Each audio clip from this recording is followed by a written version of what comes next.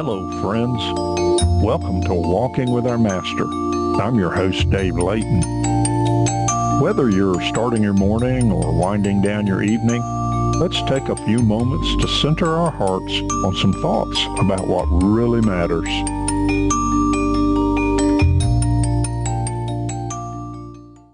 We're approaching the season of spring. It's usually thought of as a time of new beginnings. We see flowers and trees beginning to put on new growth. We see animals and birds more active as the days get longer and the temperatures warm. But in today's episode, I'm not looking at a new beginning. I'm looking at finishing strong. Not just starting strong, not just looking strong for a while, but finishing strong.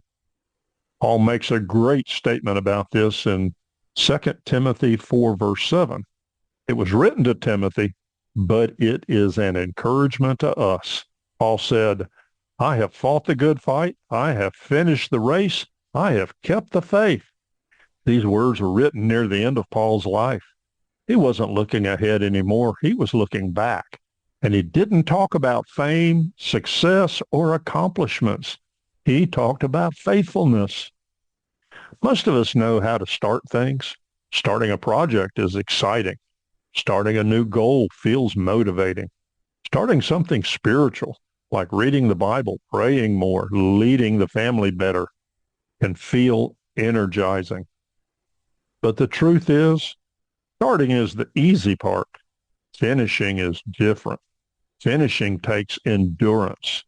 Anyone who has ever built something knows this. The first day of a project is exciting. Then the work gets harder.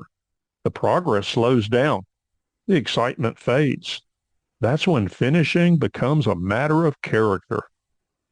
Paul uses the picture of a race, not a sprint, a long-distance race. A long-distance race is not won in the first 100 yards. It's won when we keep putting one foot in front of the other. One of the biggest dangers for us, especially as we get older, is coasting. We start well. We build a career. We build a family. We build a life. And somewhere along the way, we start thinking, I've done enough. But the Christian life isn't designed for coasting. We never see a runner in the middle of a race just lean back and drift across the track. Finishing strong requires staying engaged. In our walk with the Master, we finish strong when we keep praying, even during times when God feels silent. We finish strong when we stay faithful to the Master, even when drifting seems easier. I think the hardest part of any race is the middle. At the beginning, we're energized. At the end of the finish line pulls us forward. But the middle, well, that's where the struggle lives. Many of us are living in the middle of our race today. We're raising kids, caring for aging parents, and maybe our work life is demanding and exhausting. And sometimes the question creeps in, is this all there is? But the middle miles are where endurance is built.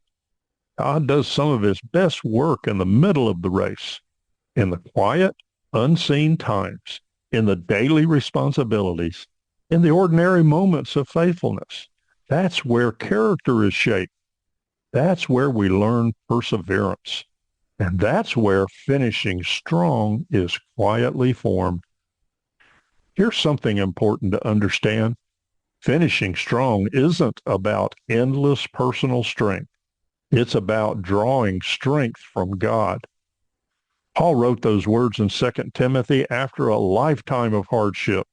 He had been in prison, beaten, rejected, shipwrecked, misunderstood.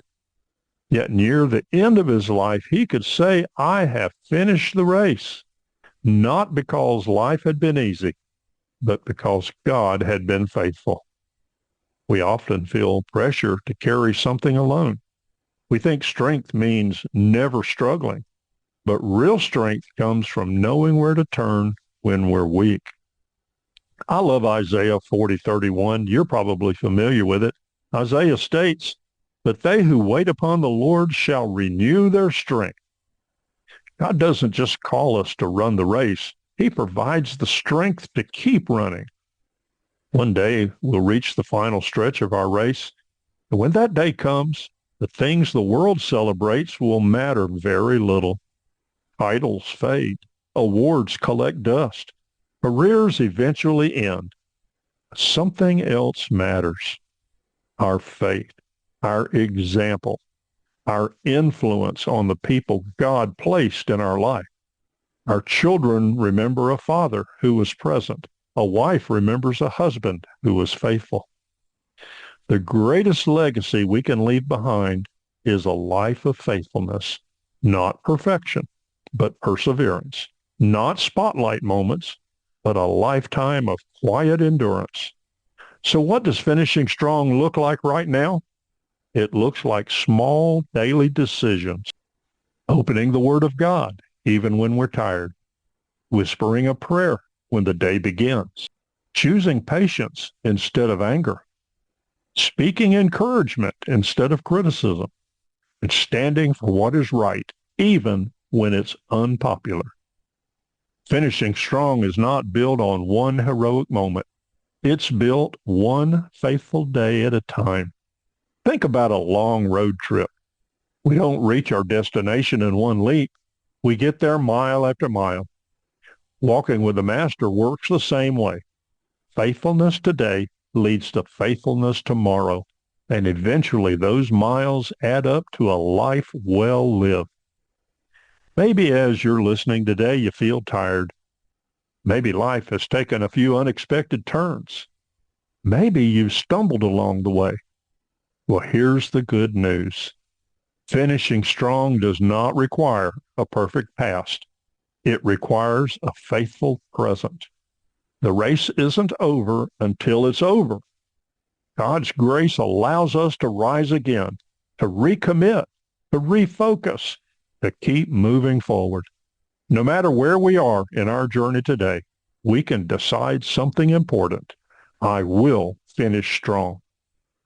Paul's words echo across the centuries. I have fought the good fight. I have finished the race. I have kept the faith. What a testimony. Imagine reaching the end of our journey and being able to say the same thing, not because life was easy, but because God was faithful. So today, wherever you are in your race, keep going. Stay faithful in the small things. Lean on God when your strength runs thin. And remember this: starting well is good, but by God's grace, we want to finish strong. Well, thanks for listening today as together we walk with our Master. Please join us again next week as we continue seeking truth, growing in faith, and getting back to what really matters.